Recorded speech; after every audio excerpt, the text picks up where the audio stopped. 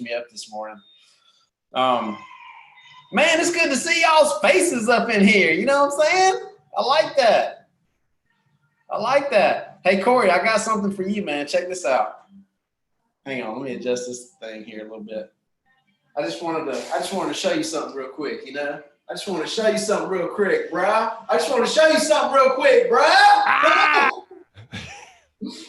Hey, I'm showing you that because I want to make a bodybuilding joke. The only reason I lean like that is because the lights are right overhead, just like at a bodybuilding show. I love it. Hey, Corey, we're glad to have you on this morning, brother.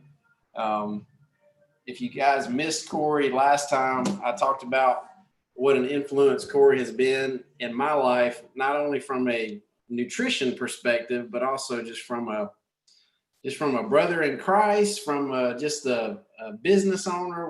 We've been able to bounce stuff off each other. It's great to have somebody in the industry who's very much like-minded, where we can talk business, we can complain about our unethical competitors and things like that. I mean, it's just been wonderful over the years to have that voice.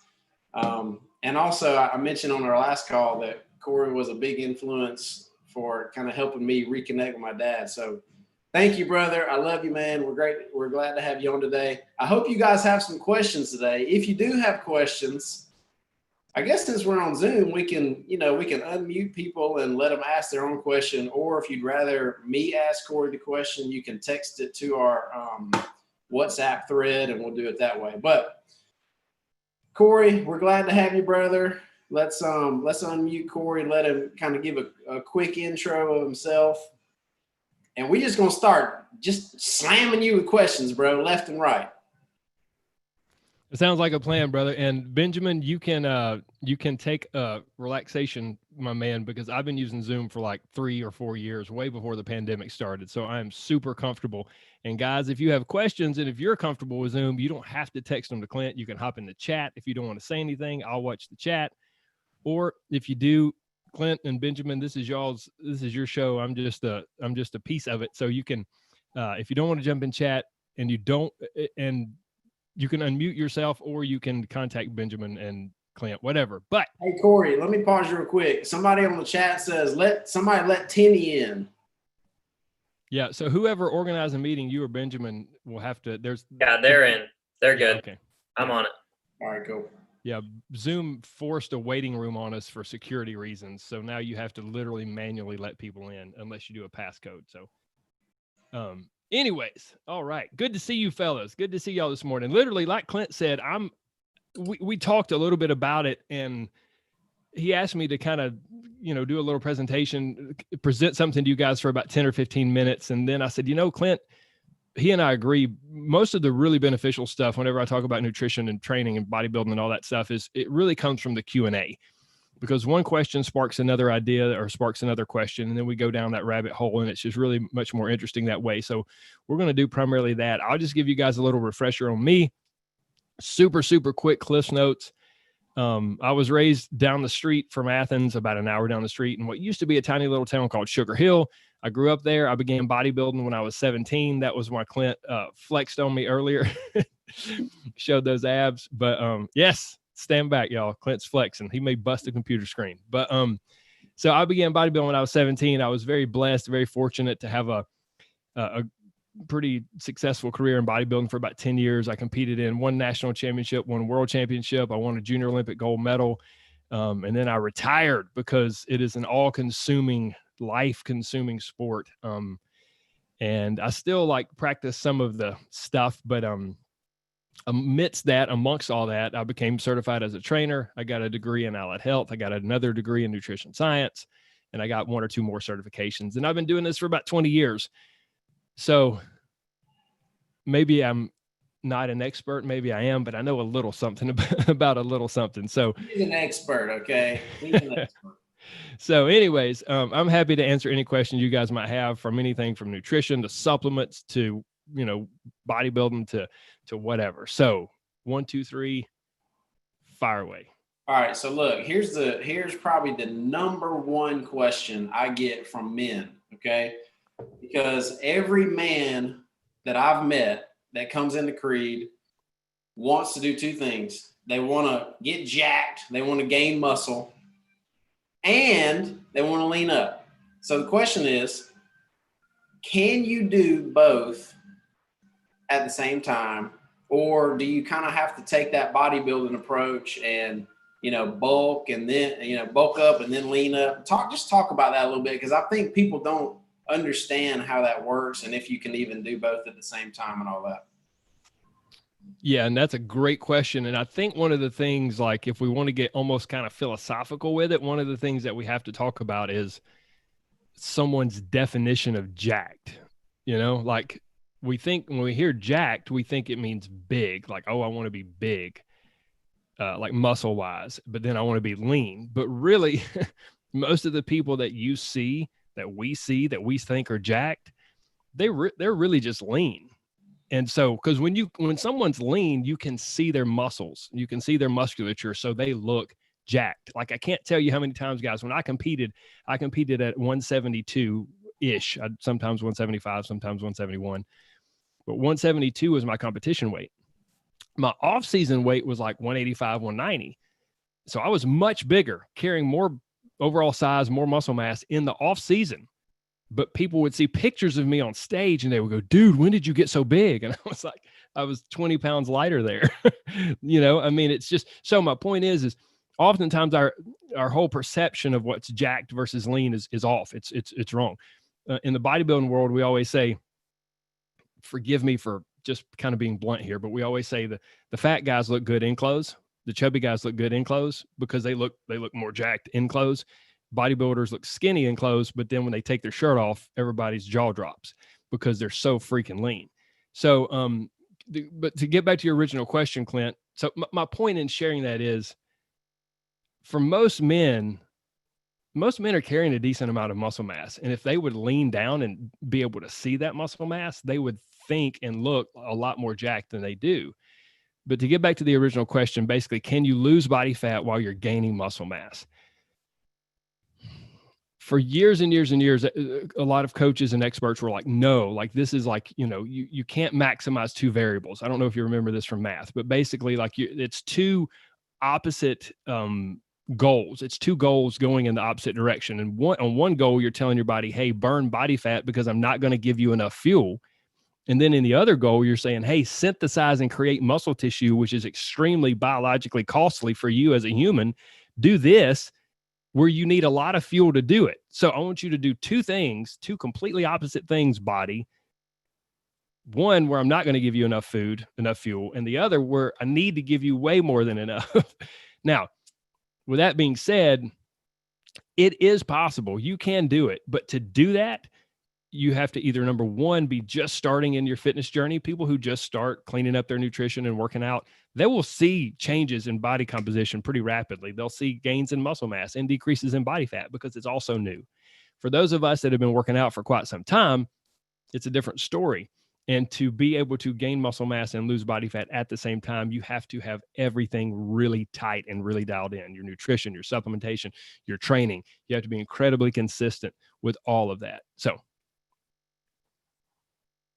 I'm stopping there, Clint. I was going to see if you wanted to go into another one. That's good. And, you can either verify or unverify this comment, but from what I was taught, in the physiology and anatomy world, it was like, for every pound you gain, you always gain a percentage of body fat and a percentage of muscle or lean tissue if you're lifting and working out and stuff like that. Whereas whenever you lose a pound, it's always a percentage of body fat and a percentage of muscle. And so like, that's why bodybuilders do the, bulk up and then lean down approach. It's like, okay, let's bulk up, let's gain as much tissue as we can, lean tissue. And I mean, they're not trying to get fat. They're not trying to get, over fat. But then they really, like you're saying, super dial it in because they know, okay, we're about to start losing tissue and we want to minimize the muscle loss as much as possible. and then let's retain as much muscle as we can all the way down to our show. And now, and it is, so is that sort of physiologically true? I don't, I mean, the way it sounds like the professors explained it to you is a very like, you know, definitive thing of like, you're going, like, it's impossible to do it any other way. And I kind of disagree with that. I think, yes, in general, I think at the heart of what you shared is when you lean down, it is almost impossible. Like when going from 20% body fat to 15 is one thing, but most people really can't begin to see good definition on their body until you're getting below 15, like to 12, 11, 10% body fat. And to get down to that, to get down to those percentages and below 10% for a man, that takes some work. And to get down there, it is incredibly difficult to not lose a little bit of muscle mass along the way. Like if I'm working with a competitor now, if I'm coaching a competitor and we can go through the lean out period where they're, you know, really getting super, super lean for their contest where they're about to step on stage, and we can just maybe only lose 1 or 2 pounds of muscle that whole time, that's a huge victory. So yes, your professors were right in that, because basically I call it strategic starvation. Whenever somebody is working to become incredibly lean, you're strategically starving your body. You're saying, look, I'm going to starve you, but I'm going to give you all the stimulus with workouts to maintain muscle mass, to convince you that we need to keep that muscle mass. And I'm going to give you all the nutrients, specific nutrients you need to maintain that muscle mass, but I'm going to strategically starve you so that you will burn body fat. That's all it is. And so as you're starving your body strategically, it will burn some muscle mass along the way. Yeah. And now the one thing though with that, Clint, is to gain muscle mass back in the 80s and 90s, like especially in the 90s when I competed, it was starting to change, but there was a thought amongst bodybuilders to gain muscle mass, man, you got to really bulk up, you know? And then as body fat percentage testing became more and more prevalent and people could do that, people started going, wow, this guy just like totally, he gained, like he thought he bulked up and gained a ton of muscle in the off season, but turns out he just gained a ton of fat. And so that began to be questioned. Like, is it necessary to do that aggressive of a bulking up, especially for a natural lifter, like somebody who's not on steroids, which I was natural my entire career. I competed in drug tested contests. For a natural lifter, it really was almost detrimental to do a really hardcore bulk up, because you would gain so much fat that it made it that much harder to lose fat. And what did I just say earlier? Losing fat jeopardizes your muscle. So there's really a happy medium when you're bulking up. All right, that's good, man. That's informative. Let's go to Jesse Pilkinson's got a question. So I'm going to read his out loud real quick. So it says, Corey, I've lost 60 plus pounds in the last 4 months. Next phase for me is adding more layers of lean muscle. My goal weight is 190. Once I get sub 190, I'd like to spend the next year getting up to a healthy, lean, muscular of 200 to 205 pounds. Would love feedback on that transition from a lower carb sustained nutrition that he's on currently to that building more lean muscle mass. What's your thoughts on that? What does Jesse weigh right now? Because he said wants to get down to 190, then wants to go up to 205. Jesse, if you want to. I weigh 194.4 and my goal weight is sub 190. Okay. This may be contradictory to, this is going to sound contradictory to what a lot of you guys have. It's contradictory to what we gravitate to as men. We're men, we like facts, we like figures and all that. And I get it. But Jesse, unless you're doing body fat testing along with your body weight, I would not put too much stock in those numbers, because here's the thing. You say, I want to get down below 190, which is great. And then you said, I'd like to get up to 200, 205 with some good muscle. Well, like that's unless you're doing body fat testing, is let's say you get down to 185 and you're like, yes, I got to my goal below 190. Unless you're doing body fat testing in addition to the scales, you don't say you gained back up to 195. You don't know what you gained was muscle and what you gained was fat. Like, you know, you have no way of knowing. So my point is we either need to bring in another value so that if we want to be men and look at data and look at numbers, you have true data. So, you know, Here's what my body's sitting at. Here's how many fat pounds. Here's how many lean mass pounds. And then you can manipulate things as you go. The other thing that I would encourage you, that I encourage my clients, I try to simplify things as much as possible for them. I mean, assuming they're not competing. But I try to go, look, man, get into a rhythm with your nutrition and your workouts that you enjoy, and let the scales go. I tell my clients to bury their scales in the backyard. And that way it becomes a lifestyle that you're not, because if we're dependent on stepping on the scales all the time, then that's almost like having to have a babysitter. Get into a rhythm with your nutrition and your training that you like, that you enjoy, and let that be your guide. And then let also how you feel from day to day, your energy, and then also how your performance is in the gym.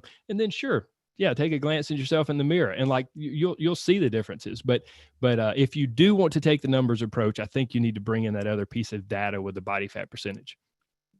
No, that's a good word. So he had a good follow-up question that actually that came to mind as you were talking for me as well, as body fat testing. What do you recommend? What do you do with your clients? I know the DEXA scan is kind of the gold standard, but is caliper testing, is that good enough if you're doing it with somebody who knows?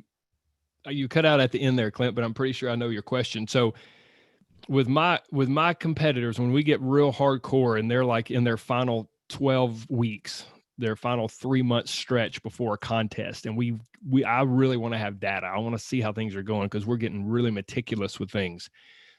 What we'll do is I'll do, depending on how far out from the contest we are, either every 2 weeks to every 2 to 4 weeks, I'll do calipers on them with like good,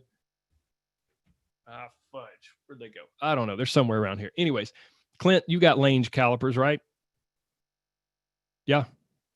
Yeah. So if you have someone who's trained in how to do calipers, like knows what they're doing, and they have a good, I'm not talking about these little flimsy plastic calipers that bodybuilding.com sends out free when you order 2 jugs of protein. I'm not talking about that. I'm talking about like Lange calipers are like $300 to $500. So if you have a good set of Lange calipers and you have someone that knows what they're doing with the calipers, that's trained in them, that will at least give you an idea. Now, what the thing that's uniquely different between calipers and DEXA is amazing. And I would tell my people to get DEXA all the time if they could, but it's expensive. Those are Lange calipers. Thank you, Clint.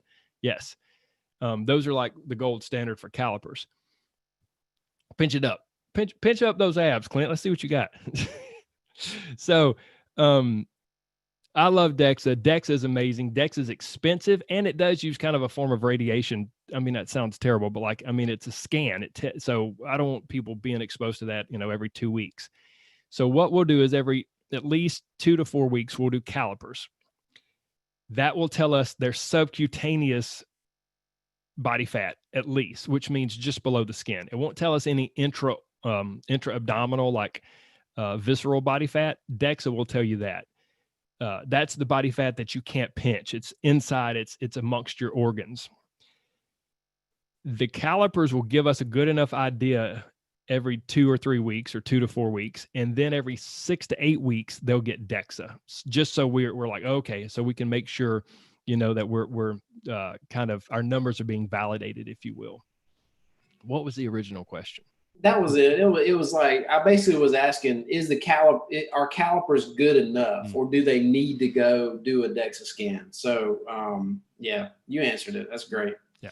Okay. Second, probably most common question I get from men is around supplements. So why don't you just talk for a minute about your thoughts towards supplements in general, and then maybe what are some of the kind of key supplements that you generally recommend for men like us?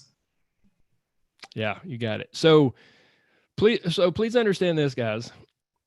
Like in my world, in my field, supplements are big business. And if you've ever had Rise Protein, Rise Elite Omega, like those are my products. So I could make a lot of money if I pushed supplements hardcore. Okay. So please know that. And now please understand this. Supplements are extra. Like if the foundation of your nutrition is not consistent, and Jesse said he lost 60 pounds, right, Jesse? Jesse didn't lose 60 pounds taking supplements. People don't get lean taking supplements. People get lean through consistent nutrition and consistent training and workouts, period.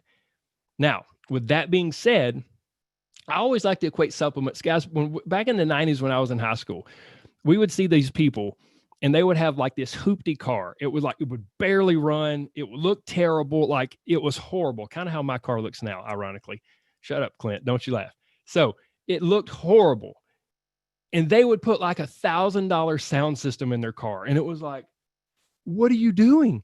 Like, don't you know that $1,000 could be put to so much better use with your car? But like their trunk would be rattling and who knows if their trunk even latched. But like, that's what supplements are to a bad diet. It's like putting $1,000 sound system in a hoopty, like junkyard car. Okay. I'm off my rant about that. You need to take a picture of your Honda with the red peeling paint off of it, and so I can send that to the thread. I'm financially conservative, gentlemen. My car still runs, so I'm going to drive it until it dies. So, anyways, there are 3 supplements that I think that I almost consider like part of my food that I believe almost everyone should take. One is a high quality omega-3 supplement. We're not Eskimos. We don't eat fatty fish every day. Some people are like, oh, but I like salmon. Yeah, okay, you eat salmon once a week, maybe, if you really like it. You don't eat fish every day. One is a high quality omega-3 supplement. Number 2 is a multivitamin.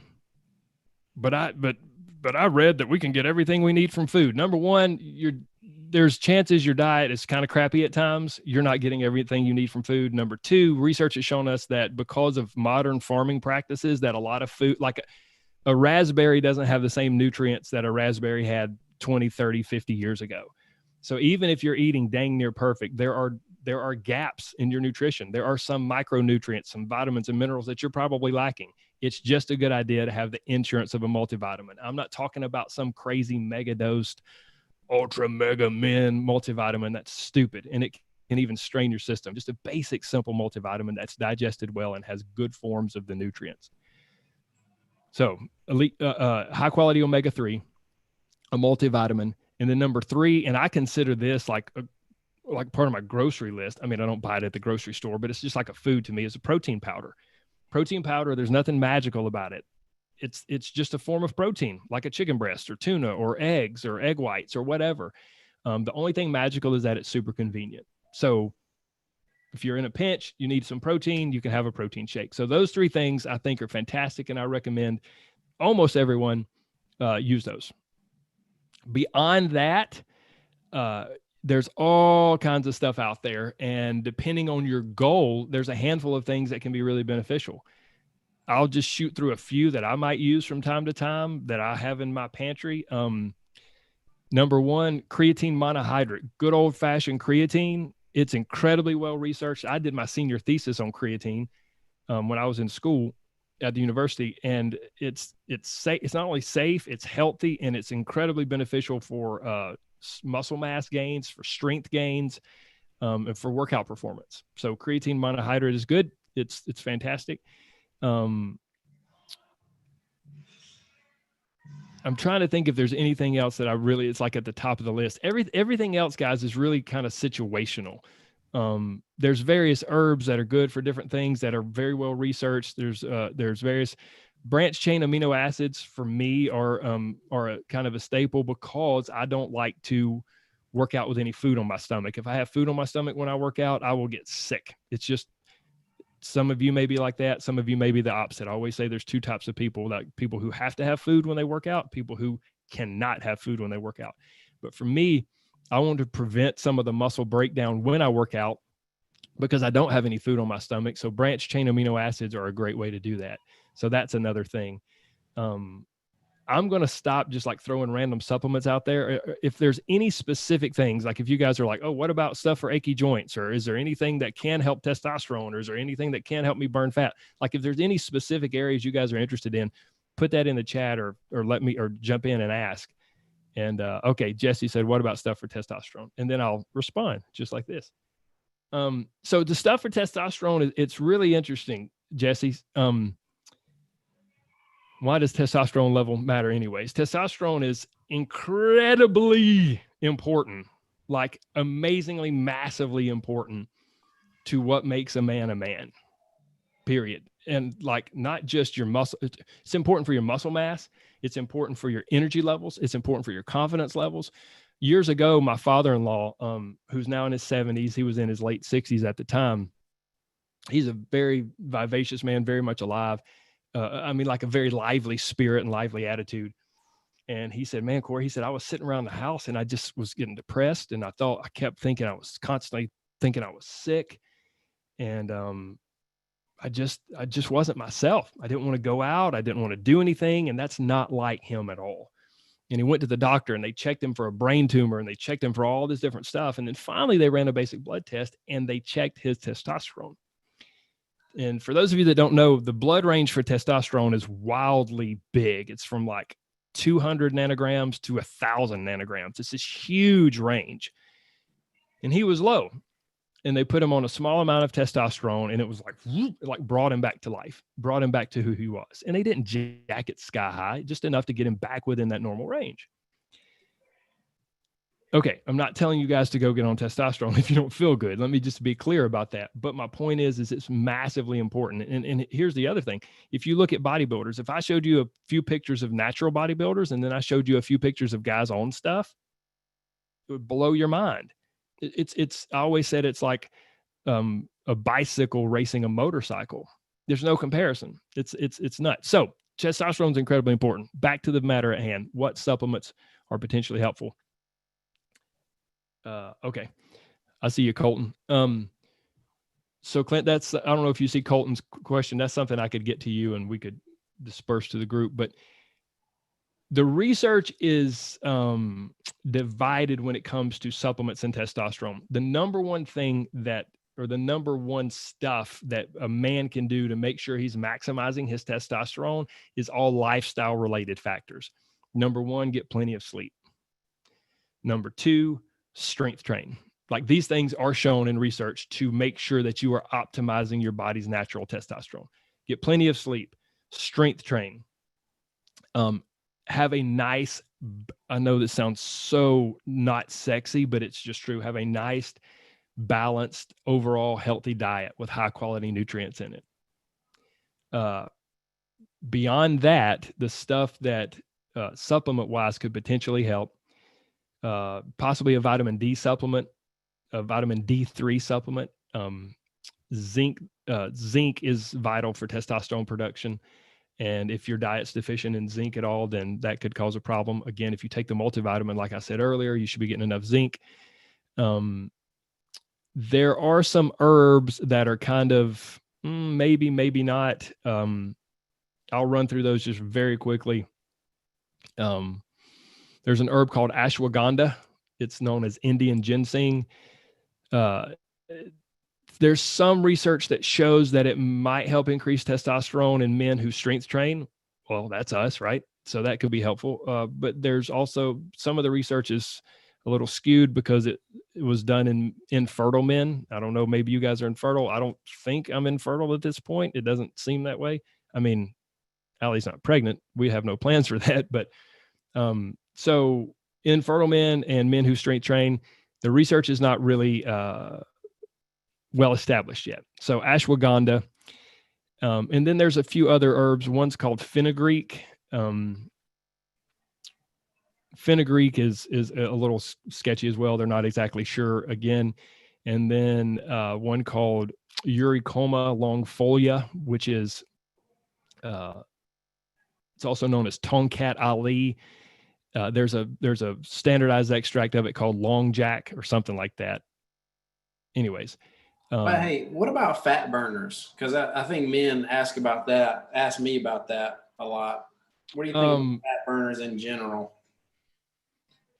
So with fat burners or thermogenic supplements, there's basically two ways you need to think about those. One is a lot of fat burners are formulated to help decrease your appetite.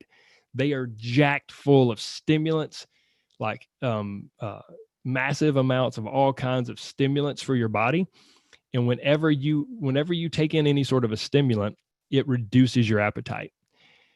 And so guess what? If you reduce your appetite, it's easier to follow your diet. It's easier to not eat a bunch of crap. And when you do that, well, you lose body fat. So it's like they're not necessarily biologically helping you burn fat, but biologically they're helping to reduce your appetite. So that's kind of the way, and even they won't tell you that, they don't say that, but that's kind of the way they're working.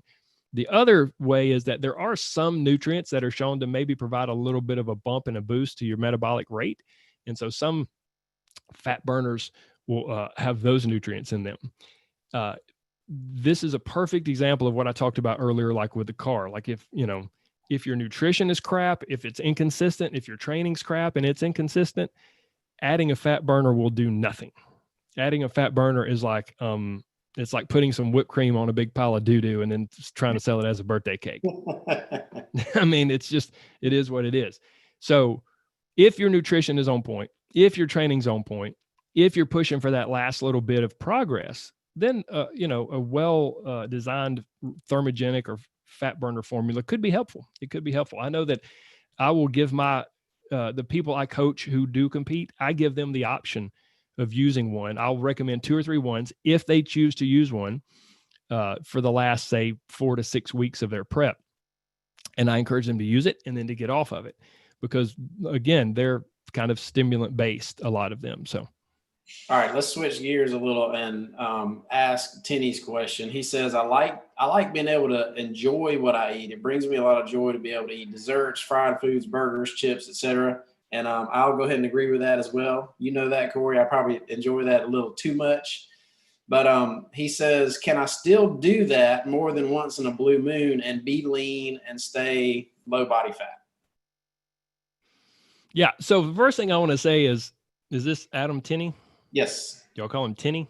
Yes. All right. Awesome.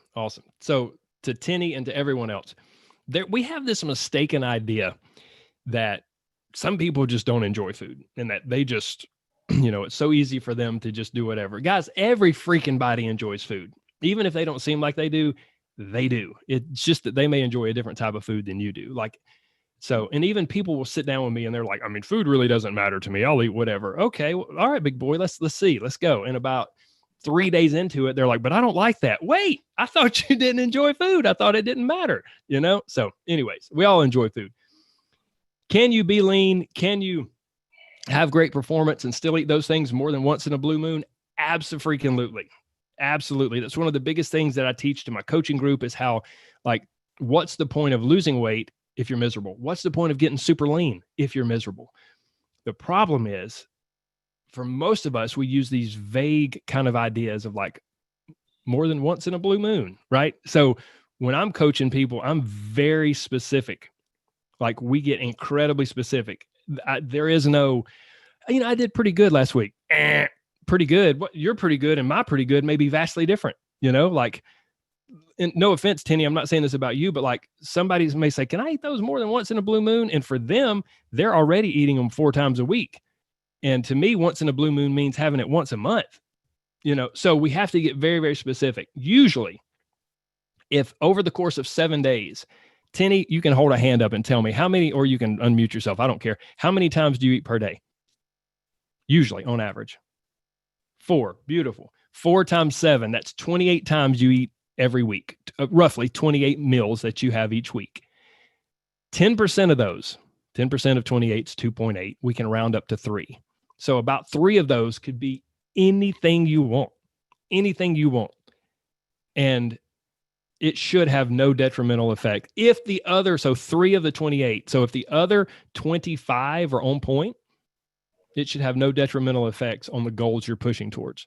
Now, that's moving towards your goals. If you're like, I just want to stay where I am and still be able to eat those things, well, you may be able to get away with 4 or 5 of those meals every week.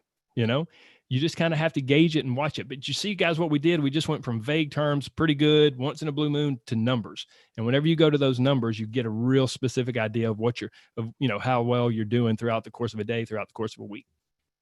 Corey, would you say that just from my experience in fitness and the 10% rule, I feel like that rule can be really, it can depend on genetics a lot. Like I know people that, like Benjamin is a great example. Benjamin could go 30% eating whatever he wants and not gain an ounce of body fat. And then I got another friend who, if he eats one bad meal per week, he has a very hard time, losing weight and staying lean. So do you agree with that genetics play a pretty big role?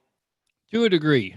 I think that genetics, so like if we think of like weight loss as a spectrum, right? Or like fitness and weight loss as a spectrum. And on one end of the spectrum, you've got like the really extreme success, like CrossFit champions and bodybuilders and all that. And then on this end, you got just like couch potatoes who don't give a flying rip, moving from here just to getting fit and losing weight and progressing. Genetics does not prevent anyone from that. Genetics does not prevent someone from losing weight. Genetics does not prevent someone from getting fit. I get sick of this argument from people of like, my genetics just won't let me. I'll never lose this weight. No, you'll never lose that weight because of your freaking lifestyle. Yeah. How about that, guys? How about just take some responsibility and just admit it's what you do and don't do from day to day. My best friend growing up always struggled with his weight. And I've never struggled with my weight. Now, you could say that's all genetics. Follow him around 24/7, 7 days a week. You can't just see one meal that somebody eats and then hear them go, man, if I just eat that one meal. No. Their lifestyle is different. Is there a genetic component? Absolutely. But their lifestyle is different. My lifestyle is different as well. So does genetics hamper someone from losing body fat and becoming fit? It makes it a different experience, but it's still very possible. Where genetics really plays in strongly. Guys, none of us, I don't know, Clint, maybe I'm wrong if there is an Olympic athlete here, none of us will ever be Olympic athletes. We don't have the genetic makeup for that. I will never outrun Usain Bolt in a sprint. I'm 5'8", and like, I'm just not that fast, right? At the top tier of achieving your goals is where genetics plays in the most. I had a successful career in bodybuilding. I worked my tail off, but guys, I'm real. I was blessed with incredible genetics for bodybuilding. So does that make sense? Genetics don't play into making general progress. Genetics really play into making that last bit of extreme progress. And where people say, oh, like I guarantee, Clint, if like, while Benjamin does have different genetics than you or different genetics than someone else, Benjamin's lifestyle is probably very different as well. He may eat more cheat meals or whatever you want to call them every week, but he probably unconsciously, subconsciously makes up for it in other ways. And, it's just a different experience. But I encourage guys that if you can get away with eating 2 or 3 or 4 or 5 or 6, whatever, as long as your health is good and you're happy with your fitness, do it. You get no reward for being a food martyr. So do it and enjoy. Yeah. Plus you're kind of annoying to be around when you're a food martyr. Honestly, people just don't like being around you when you're like that. You come off as self-righteous. And anyway, so related to that, talk a little bit about the aging process and staying lean, because you hear people, I know you've heard it 1,000 times. I've heard it 1,000 times. Oh, when you hit 30, it's hard to da-da-da. Oh, when you hit 40, it's hard to da-da-da. And so although there is some truth in that, I mean, would you compare that argument with the genetics? And I mean, talk about that a little bit. Yeah, no, I think that's a perfect example. It's like genetics, right? It doesn't entirely change. Does it change things like from one genetic to another? Yes. But is it a totally different game? No. Same principles still apply. And it's the same for aging. I'm 42, guys. I can tell you straight up, I've been competing since I was 17. Like, I've stood on stage. I've done photo shoots for magazines. Like, I've been in that kind of shape. And I can tell you, the way I like to say it is, as you get older, do things get bad? No, they're just different. It's just, you have to, like anything in life, you just have to adjust as you get older. So I think it goes back, just like Clint said, to genetics. If we're not careful, we're looking to find an excuse, like you can do you can do whatever you want to with your body. It's just a matter of, are you willing to put in the time and energy and effort? maybe you can't achieve that upper echelon of, maybe if you're, 45 and you'll never be a fitness champion, maybe not, maybe so. But man, if you want to just lose body fat and get leaner and gain some muscle mass, heck yeah, you can do that. It's just a matter of taking the steps and putting in the time and effort that it takes to get there. All right, last question. This is a good one right here. This is a question from Benja. So I'll just read it. How do you find that people make changes? I mean, is it a mindset thing? Is it that they have a really strong why? What does it take to really make a big change? And what do people really need to focus on to really make a change? And I know that part of this answer is consistency, but I think the question behind the question is like, what is it that helps people actually find that consistency? What have you found to be the case? Did you say Benjamin asked that question? Yes. Beautiful question, Benjamin. That's the way to get to the heart of it, brother. So guys, this is literally like my coaching group. This is 90% of what I teach, because I've done this for 20 years. And about 7 or 8 years ago, I realized it didn't matter how much I knew about nutrition. It didn't matter how much I knew about workouts. If I couldn't actually get people to do it, it didn't matter. So literally, like people say I'm a nutritionist, or I have a coaching group or a weight loss group or whatever. Like what I have is a group that specializes in helping people change, helping people make changes. And I don't mean change like change their body, helping them make changes. And the central thing I teach is that if you want to change your body, you have to first change your brain. Like we are wired a certain way for our whole life. We've ingrained certain thought patterns. We've ingrained certain beliefs. We've ingrained certain habits. And those are the things that you have to change. And if you don't change those first, you can forget changing anything from here down, period. So just a few simple things. I know I got 60 seconds here, but like one of the big things I encourage my people, whatever that big long-term goal is, like what Jesse was talking about earlier, and this sounds so counterintuitive, but I encourage people to let that go. Like get your roadmap, get your plan to that, and then just let it go. Quit checking the scales all the time. Quit checking whatever all the time, because that can sometimes pull you away from things. If you put too much stock in those things, it can pull you away. Focus on the small steps that will get, like if you're taking a cross-country road trip, Clint drove up to Maine to see Benjamin last year, whenever it was. Clint didn't stand on the top of his car and squint really hard and try to see Maine and like keep his eye on the prize. No, he knew like, okay, at first I've just got to travel up 441 or whichever way Clint went. I don't know. And then like there was the next piece of the journey and then the next piece of the journey. And he focused on the piece of the journey that he was in at that point. So I know that kind of seems weird and counterintuitive, but if we get lost in the big picture, it does nothing but discourage us. If you focus on what you need to do today and now, and then just do that again tomorrow, and then do that again tomorrow, then before you know it, you've racked up 4 weeks, 6 weeks, and you're like, holy crap, I've actually changed my body, and I've changed my pattern. I've begun to change my patterns and my habits and my beliefs. And the biggest thing within that, I'll shut up, is like this all or nothing like mindset. And men are notorious for this. I'm either doing it, or I'm doing it all, or I'm not doing it at all, Good for you, because you'll do it all for about 8 days, maybe 2 weeks, and then you're done because you messed up, and then you're pissed off, and then you stop. So you got to do it bit by bit. It's like putting together a puzzle. You got it piece by piece by piece, and learn as you go. I like it, brother.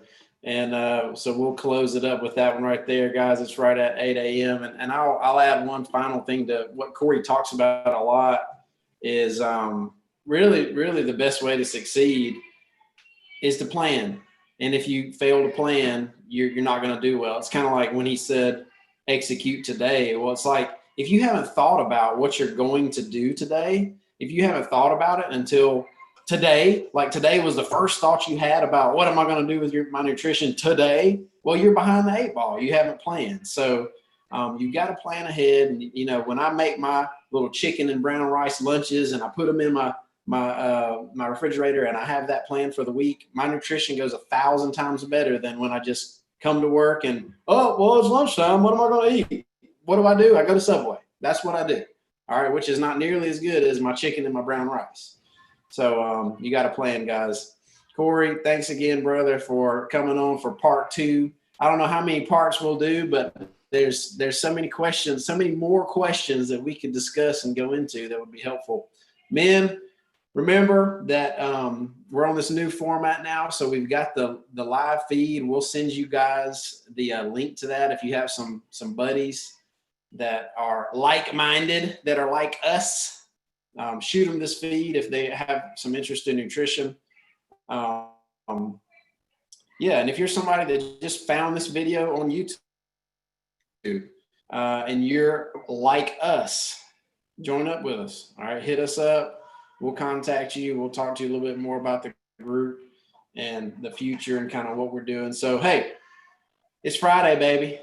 It's Friday. Benjer, can you unmute all and so we can say goodbye to one another? Yeah, real quick, Corey, how can people get in touch with you if they want to learn more or pursue coaching with you or anything like that? I'm at sexybodybuilder@hotmail.com. Sorry, I had to do that. It is, and his profile pic looks just like this. Yeah. No, you guys can go to oh, I love it. Thank you. It's all the overhead lighting. Thank you, Benjamin, and thank you, Clint, for making me smile. So you can go to my website at CoreyLittleCoaching.com, or I'm on Facebook at Corey Little Coaching. I'm on Instagram as Corey Little Coach, and I have a podcast, the Real Life Weight Loss Podcast, which is really just more about the principles of change, kind of the question that Benjamin asked. And so even if you're like, I'm not really interested in weight loss, I think there might be Colton or somebody in here might already listen to the podcast a little bit. So, but yes, my website is CoreyLittleCoaching.com, and I'm sure they can send it out to you guys. And if you got questions, don't hesitate. You can email me or whatever. Awesome. Thanks, Corey. Really appreciate you being on.